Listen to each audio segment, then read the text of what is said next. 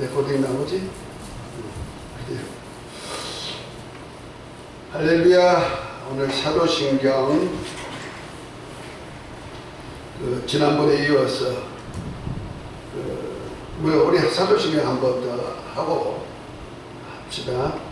전능하사 천지를 만드신 하나님 아버지를 내가 믿사오며 그 외아들 우리 주 예수 그리스도를 믿사오니 이는 성령으로 잉태하사 동정녀 마리아에게 나시고 본디오 빌라도에게 고난을 받으사 십자가에 못 박혀 죽으시고 장사한 지 사흘 만에 죽은 자 가운데서 다시 살아나시며 하늘에 오르사 전능하신 하나님 우편에 앉아 계시다가 저리로서 사는 자와 죽은 자를 심판하러 오시리라. 성령을 믿사오며 거룩한 교회와 성도가 서로 교통하는 것과 죄를 사하여 주시는 것과 몸이 다시 사는 것과 영원히 사는 것을 믿사옵나이다. 아멘.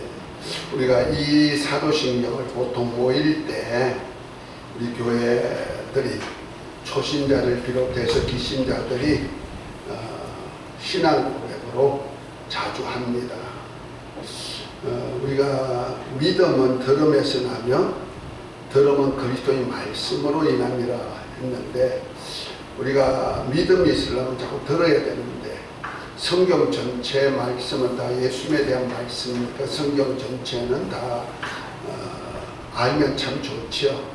그 중에도 또 신약 시대 중에도 신약 성경 중에도 사복음서는 주님에 대해서 많이 정말 정확하게 거의 알려준 말씀이라 그 전체 내용을 다 아는 것이 중요하지만 우리가 처음 온 사람이나 또 늘 신앙생활 하는 사람들도 성경을 전체를 이해하고 그 다음에 그것을 신앙으로 받기가 참 힘이 들어요. 그래서 일평생 다녀도 성경 한 번도 한 독도 못한 사람이 있다는데 뭐 그런 사람은 말할 거 없잖아. 그러니까 초신자로 있다가 세상에 있다가 교회 안에 들어온 사람이든 늘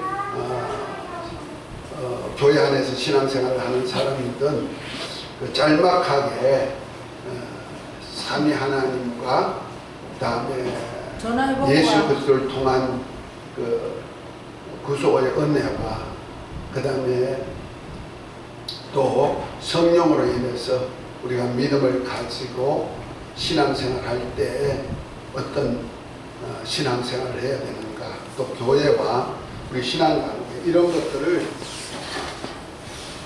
짤막하게 우리가 이해할 수 있도록 서로 한 것이 사도신경.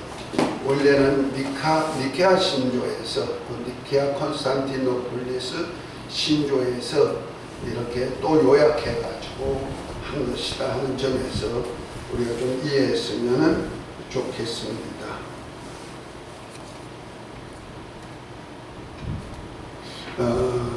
오늘은 그 중에 이제 지난번에는 하늘에 계신 우리 아버지, 전능하사 천지를 만드신 우리 하나님 아버지를 내가 믿사오며, 그 성부 하나님이 누구신지 그 성부 하나님을 우리가 믿는 믿음이 있어야 된다 하는 것과, 그 다음에 두 번째는 그 외아들 우리 주 예수 그리스도를 믿사오니, 이제 믿음의 대상이 이제 아버지와 아들의 믿음의 대상으로 이렇게 말하죠.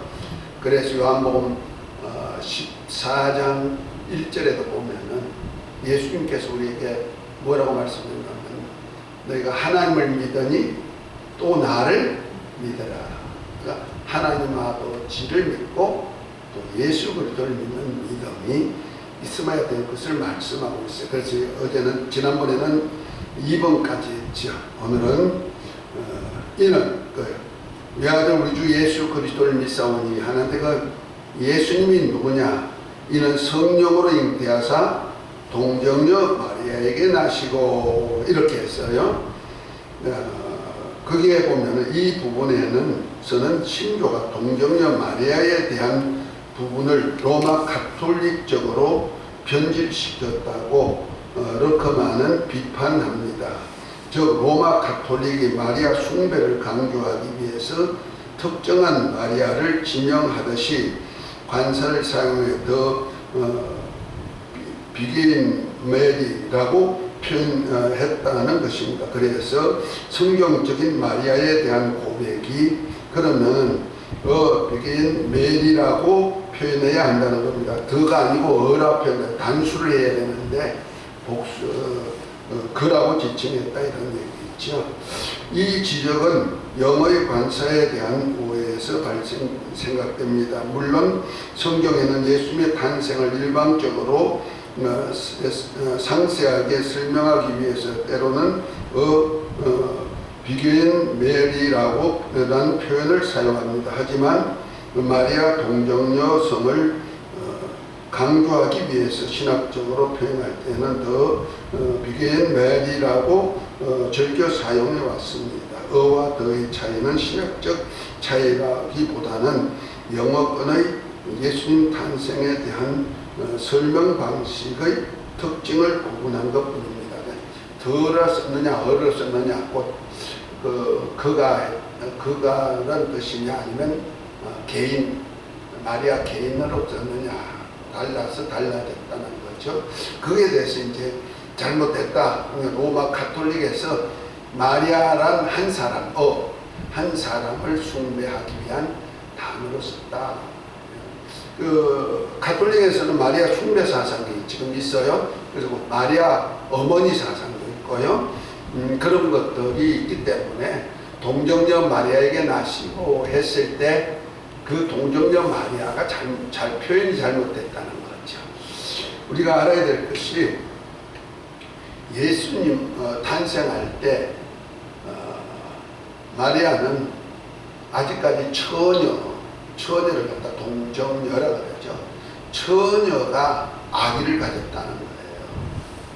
그러니까 마리아가 뭐 결혼 안 해가지고 뭐 형제가 자식들이 없었다는 얘기가 아니고 요셉과 정혼했으면은 정혼해가지고 아직까지 그 결혼을 하기 전에 잉태했다는 거죠. 그렇게 했기 때문에 그 마리아를 숭배하기 위한 것이 아니고 이게 동정녀 마리아에게 나시고 했을 때는 그 사내를 알지 못하는 처녀가 아이를 낳았다 이런 얘기거든요. 뭐 사내를 알지 못하는 처녀가 아기 낳는 법이 세상에는 없죠. 그런데 성경에 보면은 하나님의 성령에서 그 태초의 말씀이신 하나님의 아들이 말씀이란 씨가 성령으로 마리아의 태에 심겨져 가지고 하나님의 아들이 탄생하신 거거든요. 그러니까 지금 그걸 강조하기 위해서 동정녀 마리아에게 나시고 그랬죠. 우리가 신학적으로 봤을 때도 만약 동정녀가 요셉과 결혼해서 난 자가 그리스도라면 그거는 우리 그리스도가 될 수가 없죠.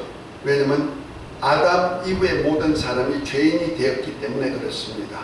그러나 동정녀가 하나님의 아들이 탄생했다는 얘기는 원래 하나님의 씨가 동정녀 마리아의 태를 이용해서 탄생했다는 거죠. 그러니까 하나님의 씨, 곧 하나님의 아들이 사람이 되어서 이 땅에 인자로 오신 예수님을 그리스도로 표현한다는 거죠. 이런 차원에서 그 동정녀 탄생은 절대적으로 중요한 얘기죠. 신학적으로. 그러니까 일반 결혼한 여자가 탄생해 그를 통해서 자식이 나왔는데 그가 그리스도다. 이건 될 수가 없는 얘기고.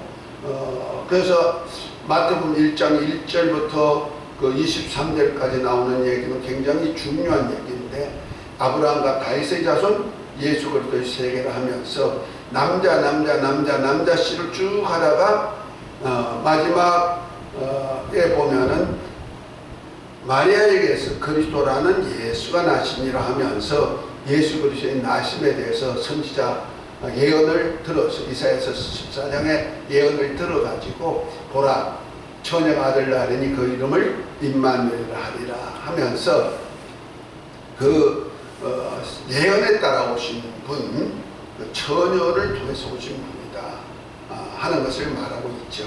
그러니까 동정녀 마리아에게 나시고 이는 나시는데 성령으로 잉태하셔 났다. 이것은 우리의 절대적인 신앙 고백이 된다는 말이에요. 이것이 없으면 안 되거든요. 그러니까 어라고 하든 더라고 하든 이제 동정녀 마리아에게서 났다는 그 내용은 굉장히 중요한 얘기가 된다 하는 겁니다. 그러니까 죄 없는 하나님의 씨가 사람으로 이렇게 마리아의 태 속에 심어져서 이렇게 사람으로 오셨다는 것을 얘기하죠. 자, 네 번째, 본디오 빌라도에게 고난을 받아 십자가에 못 박혀 죽으시고, 거기 한번 읽어봅니다. 본디오 빌라도에게 고난을 받았다는 부분의 원문은 포니오 필라토를 직역하면 본디오 빌라도 아르에서라는 뜻이며 라틴어 전치사인 사람 이름 앞에 사용하는 그 사람 치세에 그 사람 아래의 의미가 됩니다. 카톨릭 번역본에서는 이를 고려하여 본디오 빌라도 통치 아래서라고 했습니다. 이 구절은 예수님이 실존 인물이 아니라는 반대파들의 주장에 맞서 예수님은 실존 인물이며 언제 십자가 시선을 받았는가에 대해 명확하게 이해하려는 구절이지 책임 소재가 누구인지를 이해하려는 구절이 아닙니다. 이 부분에 대한 러크만은 빌라도가 고난을 준 것이 아니기 때문에 아버지 하나님의 뜻으로 고난을 받으사라고 붙여야 한다고 주장합니다. 아멘. 자, 이게 예수님이 죽으심을 두고 십자가에 못 박혀 죽으심을 두고 말씀하는데, 여기 본디오 빌라도에게 고난을 받아 십자가에 못 박혀 죽으시고 하는 우리 보통 고백은 어떤 들어보면 뭐라 그래요? 어떤 생각나요? 본디오 빌라도 때문에 빌라도가 예수님을 죽였다, 이런 생각이 든다는 거죠. 그런데 실제로 예수님의 죽으심은 그 본디오 빌라도 때문에 죽은 건 아니에요. 빌라도 손에 죽은 건 아니에요.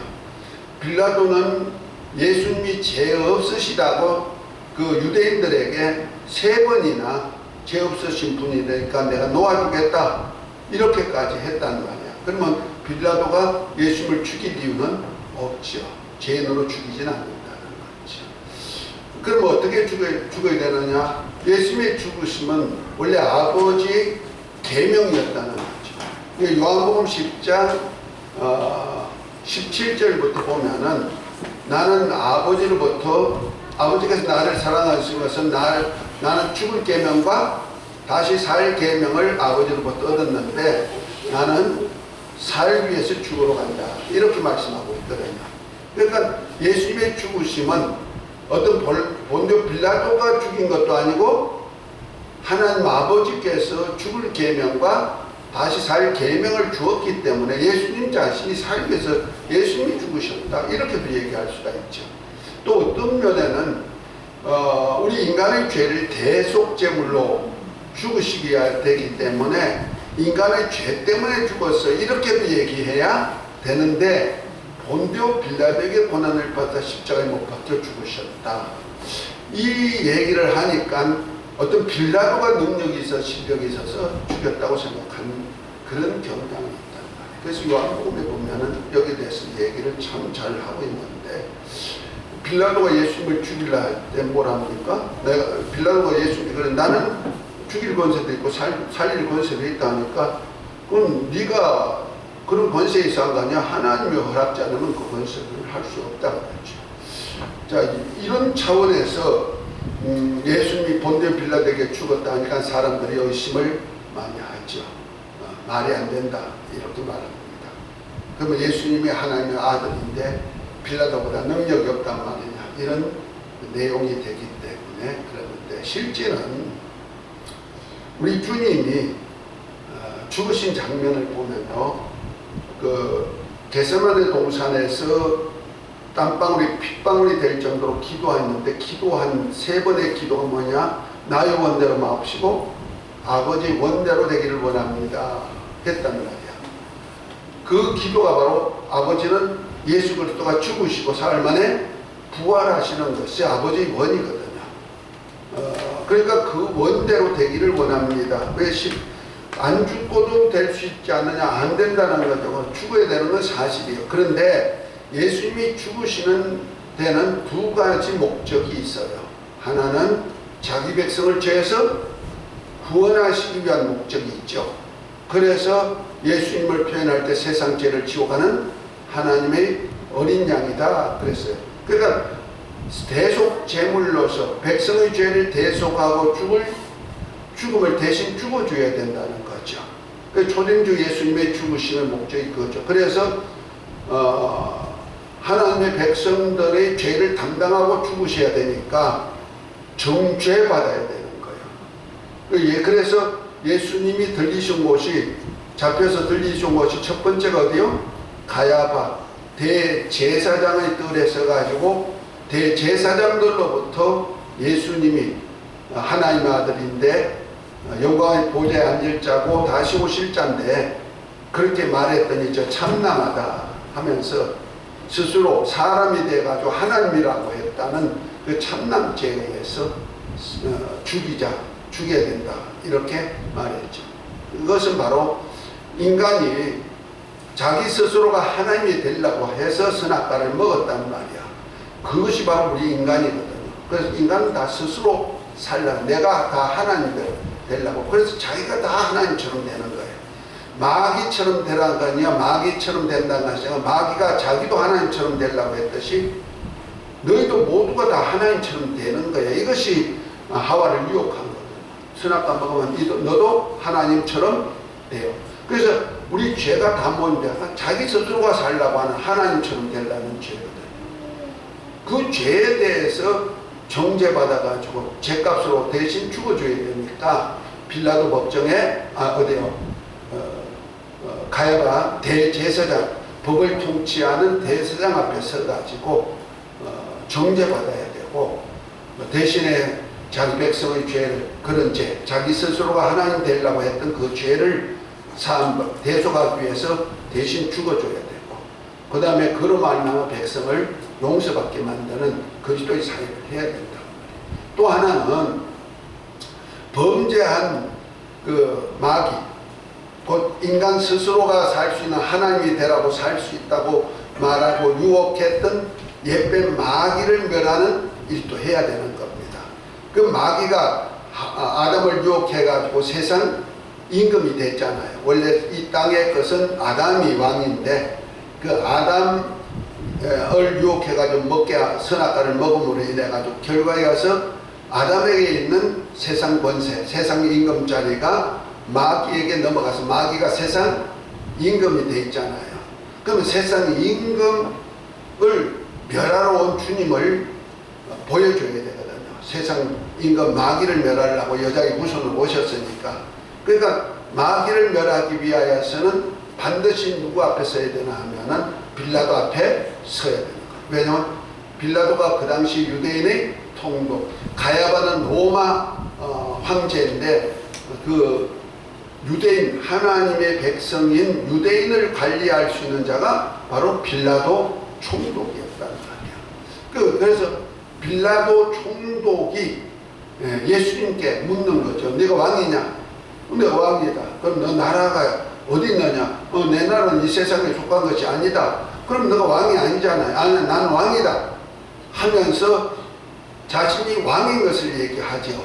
그리고 나중에 십자가에 달려 죽으실 때, 돌아가실 때 그 빌라도가 예수님을 뭐라고 썼냐면 죄패를 붙여주는데 그 패에다가 유대인의 왕 예수 이렇게 법적으로 예수님이 누구다? 유대인의 왕이다 하고 확정시킨 거예요. 그래서 대제사장들이나 유대 공회에서는 저 유대인의 왕이라 하지 말고 자칭 유대인의 왕이라고 써달라 하니까 아니다, 내가 쓸 것을 썼다. 빌라도는 예수님을 누구로 알았다? 확정시켜줬다? 유대인의 왕이라고 확정시켜준 거예요. 유대인 왕이라는 얘기는 하나님이 보낸 왕이라고. 그러니까 하나님의 보낸 왕이 누구 앞에? 세상 왕인, 세상 임금인 마귀 대행자인 빌라도 앞에 가가지고 내가 왕이여 하고 확신해지고 자신의 신분을 알려줬죠. 그러니까 세상 임금 곧 뱀의 후손이 누굴 죽여요? 결국 예수님을 죽이는데 십자가에 달게 하는데, 그것이 바로 창세기 3장 15절에 뱀의 후손이 여자의 후손의 발꿈치를 상하게 하는 것이고, 그 사건을 통해서 뱀의 후손의 머리를 상하게 한단 말이에요. 그것이 바로 마귀와 마귀에게 속한 자들을 멸하는 그런 일을 하는 왕으로서 자신을 보여준 거다. 그래서 본디오 빌라도에게 고난을 받으사 십자가에 못 박혀 죽으시고 한 얘기는, 엄청나게 보면 영적으로는 우리 죄를 담당하여 죽으신 예수님이시지만은 실제 세상 임금 마귀 앞에다가 내가 왕이다 하는 것을 알려주고, 그러면 왕을, 자기 백성을 죄에서 구원하신 주님인 것을 보여준 사건이 본디오 빌라도에게 못 박혀 죽으시고, 이 얘기가요 영적으로 보면 엄청나게 깊은 내막이 있는 얘기다. 그러니까 반드시 여자의 후손으로 와서 뱀의 머리를 상하게 하려면은 그 당시 유대인을 다스렸던, 하나님의 백성을 다스렸던 그 빌라도 앞에서 자기가 죽임을 당해야 맞는 거죠. 그런데 빌라도는 예수님이 죄 없는 줄 알면서도 할 수 없이 죽이는 거예요. 그건 누구한테 걸렸어요? 결과적으로 가이사에게 충신하는 의미에서 예수를 죽이거든. 그래서 유대인들이 그걸 아니까 예수를 안 죽이면은 놓아주려고 하니까, 예수를 안 죽이면 당신은 가이사의 종이 아닙니다. 그러니까 로마의 임금인 가이사에게 충성하는 의미에서 할 수 없이 예수님을 죽이는 그런 일을 한 거예요. 그러니까 콧게 가지고 죽인 거죠. 그래서 우리 이런 차원에서 어쨌든 마귀를 멸하게 하기 위해서 오신 예수님에 대한 얘기를 한 것이다. 다섯 번째, 자 19페이지. 쭉 이렇게 한번 보시기 바랍니다. 그런데 우리가 성경에 사도신경에는 우리가 하는 데는 없지만은, 그 옛날 사도신경에는 본디오 빌라도에게 고난을 받아서 십자가에 못 박혀 죽으시고 한 다음에 지옥에 내려가셨다가 사흘 만에, 장사한 지 사흘 만에 죽은 자 가운데 다시 살아나서, 이렇게 표현하고 있어요. 그러니까 예수님이 십자가에 달려 죽으시고, 십자가에 달려 죽으시고 장사하여 지옥에 내려가셨다가, 이렇게 하는 거예요. 지옥에 내려가셨다가 사흘 만에 살아나사, 이렇게 옛날 우리 원래 그 사도신경에는 그거 있어요. 여기 지옥에 내려갔다 하니까 마귀가 있는 곳에 내려갔구나, 이렇게 생각해가지고 그 불구덩이에 들어간 그런 것으로 생각하는 사람들이 있어요. 그런데 이 지옥이라는 뜻이 우리가 다 많은데요, 그 음부도 지옥 같은 곳으로 표현했죠. 그래서 마귀가 있는 곳을 지옥으로도 표현했어요. 그래서 베드로전서 2장에 보면은, 2장 4절에 보면은 하늘에서 범죄한 천사를 용서치 않냐고 지옥에 던져 어두운 구덩이에 또 심판대같이 지키겠다. 그 지옥이라는 뜻이 이 지구가 있는 이 세상이 다 지옥으로 표현하기도 하고 그렇습니다. 그런데 성경에 보면 부자와 거지 나사로에도 부자가 죽어서 음부에 갔다, 불꽃 가운데 있다. 그 지옥이 불꽃 가운데 있으니 그 음부로도 표현하기도 하고 그렇습니다. 그런데 우리가 성경을 자세히 보면은 주님이 죽으심의 과정이 성경에 기록됐는데요, 십자가에 달려 죽으시기 전에 예수님이 좌우편에 강도가 달리셨죠. 그 강도가 달렸는데 한편 강도가 예수님께 이렇게 말합니다. 예수님은 죄 없으신 분인데 주여 주님의 나라에 갈 때 나를 기억하게 하옵소서 하니까 예수님이 뭐랍니까? 오늘 너가 나와 함께 낙원에 있어라. 그러니까 그걸 오른편 강도라 그러죠. 그 오른편 강도는 그날 예수님께 신앙 고백함으로 그날에 어디 가요? 예수님과 함께 낙원에 가셨다고 했어요. 그럼 예수님이 십자가에 달려 죽으시고 무덤에 장사했는데 그 영이 어디 갔다? 오른편 강도하고 낙원에 갔다는 말이에요. 그런데 낙원에 갔을 뿐 아니라 영어로는 옥에 있는 영들에 갔다. 베드로전서 3장에 보면 나와요. 그것은 노아 방주 전까지 신앙생활을 했던 하나님의 아들들이라는 사람들이 있었어요. 이제 우리가 이제 오후 시간에 그 하나님의 나라에 대한 이제 비밀을 우리 함께 얘기할 건데요. 그 하나님의 나라와 하늘나라에 대한 얘기를 좀 할 것입니다. 거기 할 때 보면은 그 노아 전까지 신각시대 사람이라고 그랬죠. 우리 구석사 할 때 배운 거예요. 신각시대 사람들이 하나님의 약속이 없었단 말이에요. 이러면 이런 생활을 해야 구원한다는 약속이 없는데 그냥 마음에 바라는 것을 신앙으로 옮겼던 사람들이 있거든요. 이런 사람들은 약속이 없고 그리스도에 대한 것을 약속한 것이 없는데 그들이 스스로 마음의 바람이 신앙화 되어버린 것이다. 믿음화된 것이란 말이에요. 그 하나님의 믿음을 미리 알고 신앙생활하는 것. 그 여호와 이름을 부르기도 하고 그 다음에 의로운 삶을 사는 아벨 같은 자도 있었고 에녹같이 하나님과 동행하는 삶도 있었고 이런 삶들이 있었던 그들을 갖다 하나님의 아들들이라고 하죠. 그 하나님의 아들들이 있었단 말이에요. 홍수전에. 그러나 그 사람의 딸 곧 가인의 후예 네피림을 통해서 나온 가인의 후예와 같은 그러한 사람들도 있었단 말이야. 그러니까 그런데 노아 8 식구와 함께 그 하나님의 아들들이라고 칭한 그 사람들은 홍수로 다 멸해졌는데 그들은 그 신앙 고백한 사람들을 지옥에 보낼 수는 없잖아요.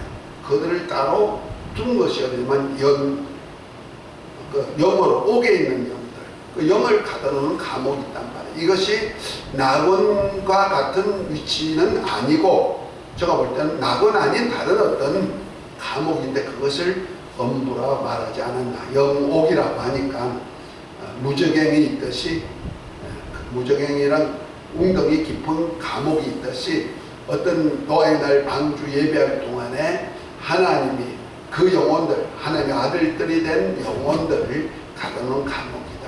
이렇게 생각하면 되겠네요. 그곳에 가가지고 뭐 했어요? 예수님이 복음을 전했다는 거죠. 그러니까 예수님이 육신을 입고 이 땅에 오셔서 자기 백성을 위해서 십자가에 달려 죽으셨지만은 또한 영어로는 무덤에 계셨지만은 영어로는 낙원에 가셨다가 옥에 있는 영들에게 가서 예수님이 바로 그리스도야, 너희를 구원한 거야. 말씀으로 모든 세계를 창조하고 의롭다고 내가 산제사 드린 거고 그 다음에 나를 믿고 나와 함께하면 영원히 영생하는 거야. 이걸 알려주는 복음을 전했다. 그래서 지옥에 내려갔다는 얘기를 지옥이 아니고 영들을 가둬놓은 옥이다. 그래서 영옥이라고 말하죠. 그러니까 이걸 가지고 천주교에서는 연옥설로 말해요. 연옥.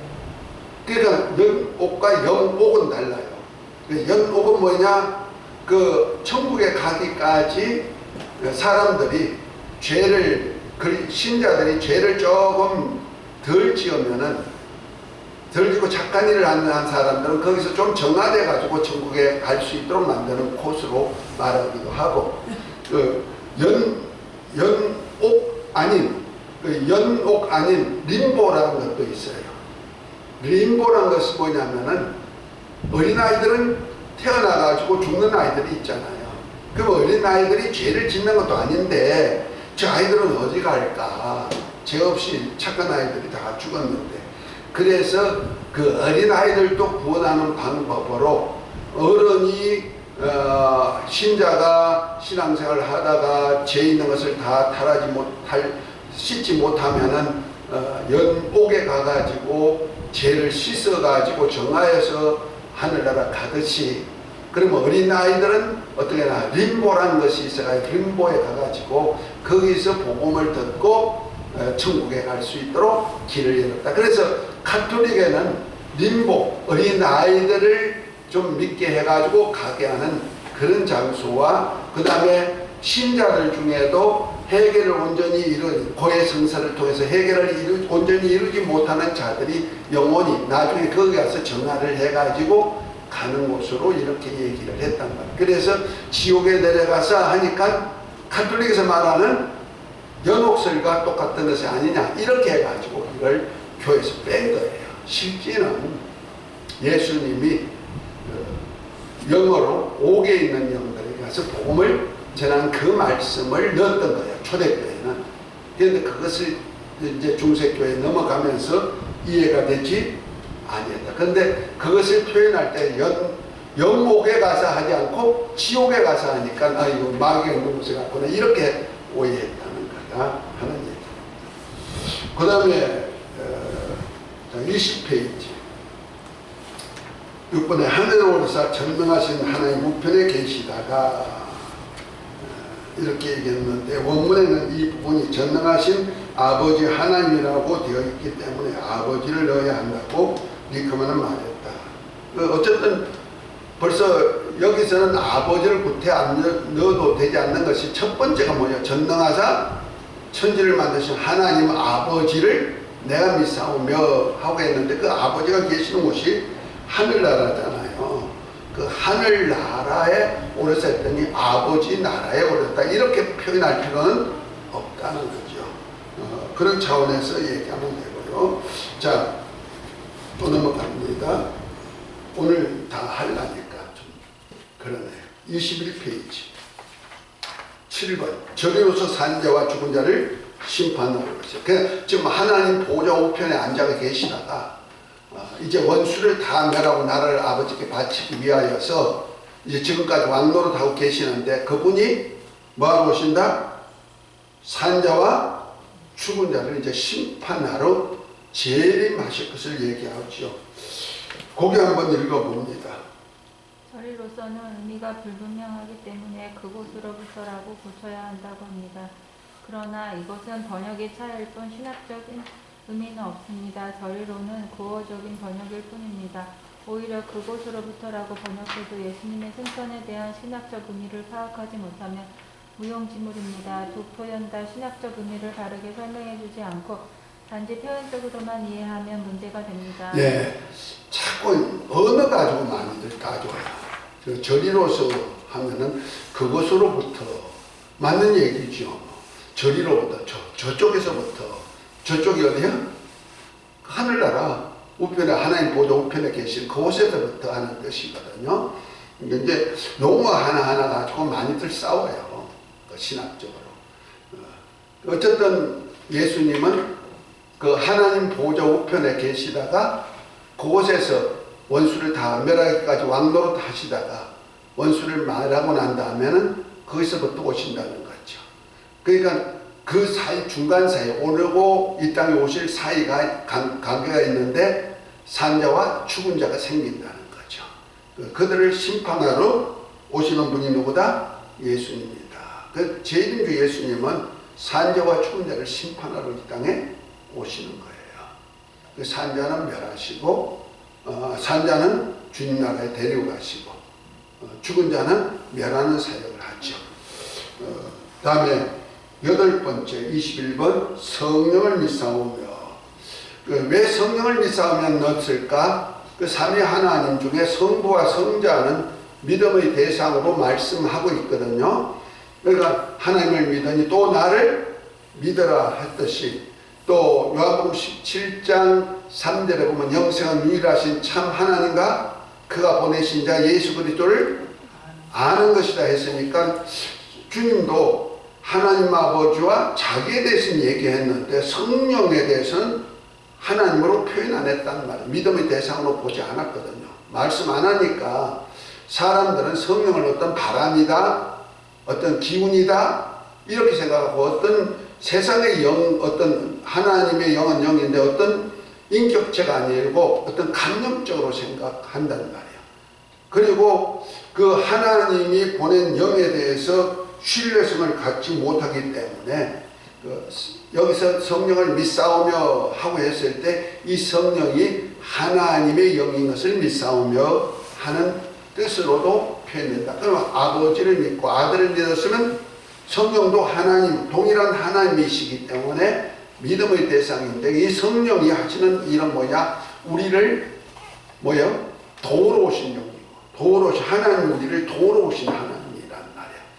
그리고 우리를 주님이 하셨던 그 진리 가운데 살게 만들어서 도우러 오신 하나님이다 하는 것을 믿는다는 얘기죠.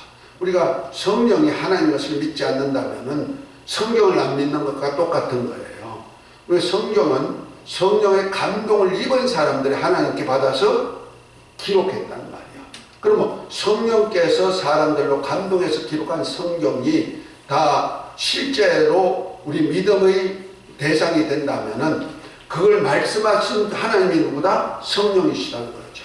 그래서 계시록 2장 3장에도 보면은 성령이 교회들에게 하신 말씀을 귀 있는 자는 들을지어다 하면서 이기는 자, 그 말씀을 지키는 자를 이기는 자다. 이기는 자는 각각 약속이 되어 있잖아요.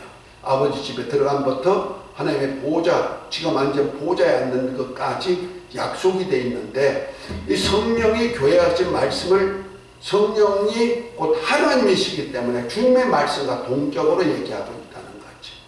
그래서 우리가 성령을 믿사오며 했을 때 성령이 하나님이심을 믿는다는 고백이 되는 거란 말이에요. 아멘. 그래야 그분의 말씀, 곧 말씀한 성경이 우리 신앙의 모본이 되는 것이고, 그래서 그 신앙의 모본인 그 성경을 통해서 베드로 디모데후서 3장에 있는 말씀같이 우리를 의로 교육하고, 그 다음에 우리를 온전케 이렇게 교육해 가지고 그리스도의 몸에 하나가 되는 그런 역사를 하게 한다 하는 겁니다. 그러니까 하나님의 말씀이 성령으로 말씀한 말씀을 우리가 하나님의 말씀으로 믿지 않으면 우리가 말씀대로 안 살죠.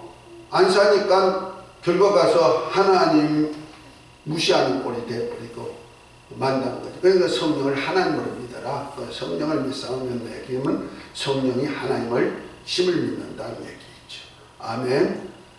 그 다음에 거룩한 공예와 거룩한 공예는 보편교회로 표현하고 있다. 22페이지 있죠. 그거 한번 읽어봅니다.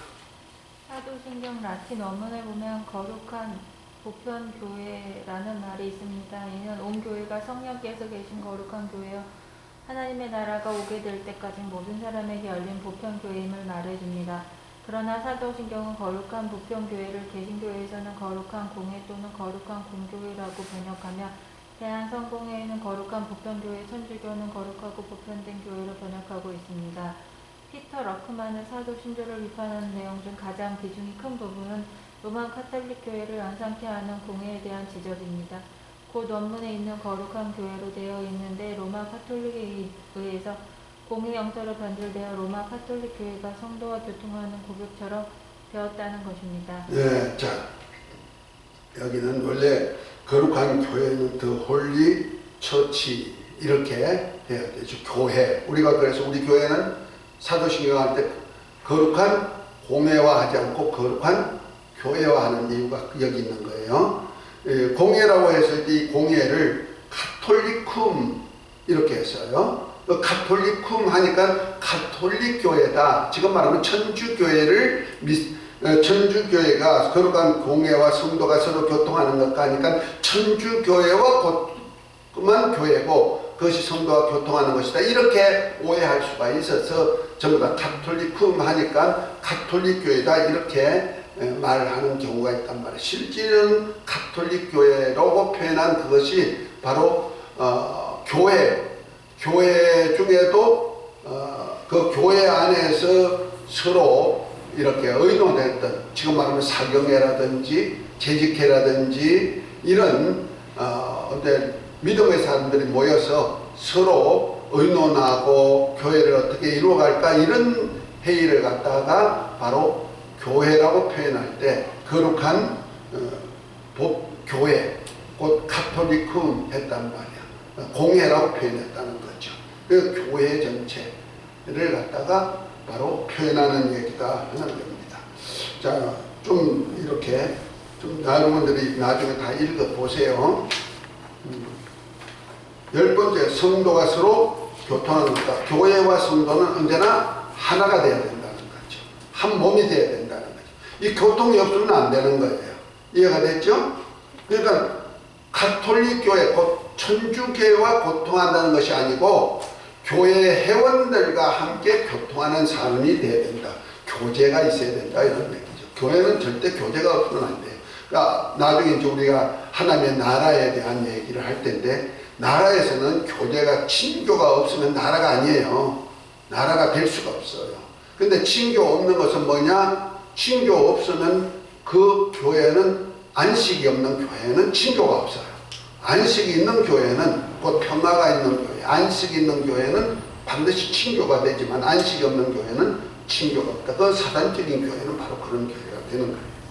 그래서 거룩한 교회가 성도가 서로 교통하는 것과 그 다음에 죄를 사하여 주시는 것과 그 다음에 몸이 다시 사는 것과 예수님을 통해서 제사함 받고 그 다음에 마지막 날 우리가 몸이 부활체를 입는 것. 그러니까 영이 부활체를 입는 거 아니에요. 영이 그냥 하늘나라 가는 거 아니고 마지막 날에 우리가 몸이 다시 몸을 입는 거. 우리 영혼이 호련히 몸을 입는 것.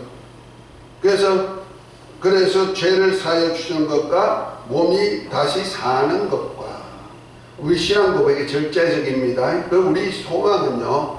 나중에 부활체를 입고 천국에 가는 것이 우리 인간의 마지막 결론 부분이거든요.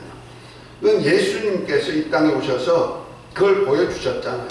육신을 입고 우리 사람같이 오셔서 죽으셨지만 그가 사흘 만에 살아나시고 어디 가셨어요? 하늘에 올라 지금 부활체로 하늘에 가셨단 말이에요. 몸을 입고 이 땅에 오셨던 그분이 찌리치고 상하신 그 모습 가지고 하늘에 올라 지금도 계시듯이 우리가 주님 발자취가 바로 주님 가신 발자취가 우리 발자취다. 그래서 우리도 인생을 가지고 흙으로 태어났지만 나중에 육체를 가지고 산 삶을 모습 가지고 마지막 날에 다시 부활체를 입는데 착한 선한 일을 향한 자 곧 하나님의 뜻대로 산 사람은 생명을 부활로 악한 일을 향한 자 곧 하나님의 말씀대로 살지 않는 자는 심판의 부활로 나온다. 그러니까 두 가지 모습의 부활체를 입는다. 어쨌든 뜻대로 산 자도 살지 않는 자도 다 부활체를 입는 거예요. 그런데 가는 장소, 마지막 장소는 다르겠죠. 선한 일을 향한 자는 생명의 부활로 나온 자는 영생하는 하늘나라에서 영생할 것이고 그 다음에 심판의 부활로 나온 자는 사망의 부활체를 입고 나왔죠. 둘째 사망, 불못에 던져주고 마지막 종착역은 달라지는 거예요. 그런 뜻에서 몸이 다시 사는 것과 영원히 사는 것을 믿사옵니다. 영원히 사는 곳이 어디요? 하늘나라 아버지 집. 그것을 천국이라고 말한단 말이에요. 천국이 아버지가 계신 하나님이 다스리는 하나님의 나라 속에 있는 그 하늘나라를 얘기하고 그 하늘나라를 이 땅에 가지고 오신 분이 누구다? 예수님이시고 예수님을 통해서 이제 이 땅의 하늘나라가 이루어지면 그 나라를 가지고 어디까지 간다? 아버지 집에 있는 그 하늘나라, 영계 하늘까지 가는 사역을 한다는 거죠. 거기에 저와 여러분들이 동참하기를 원하는 기도가 뭐이다? 사도신경. 그것을 고백하는 고백문이 뭐이다? 사도신경이라는 겁니다.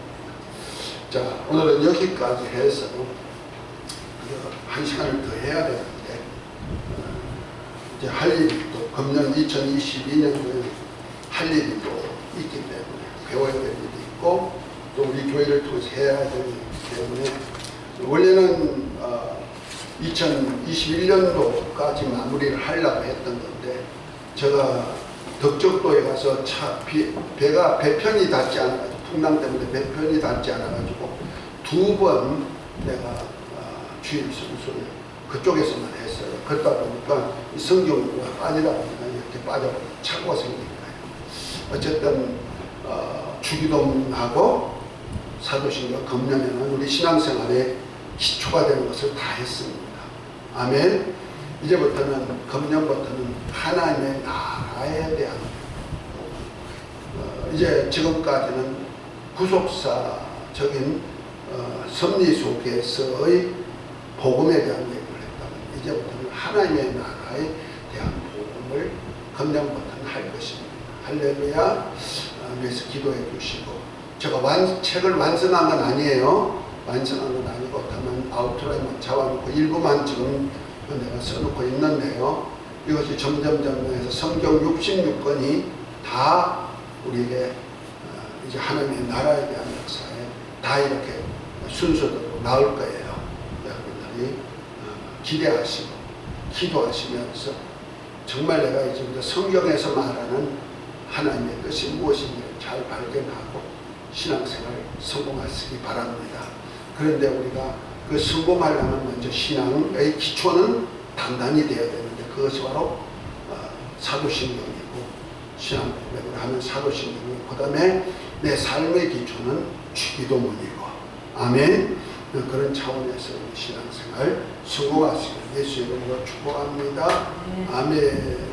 우리 주기도만 하고 마치고 그 다음에 각자 기도하고 이 복음 전하고 2022년도에는 이 복음을 전하는 일꾼, 교회를 세우는 일꾼 되게 하옵소서. 간절히 기도합시다. 하늘에 계신 우리 아버지 이름이 거룩하여짐을 받으시오며 나라의 맙시며 뜻이 하늘에서 이루어진 것 같이 땅에서도 이루어지이다.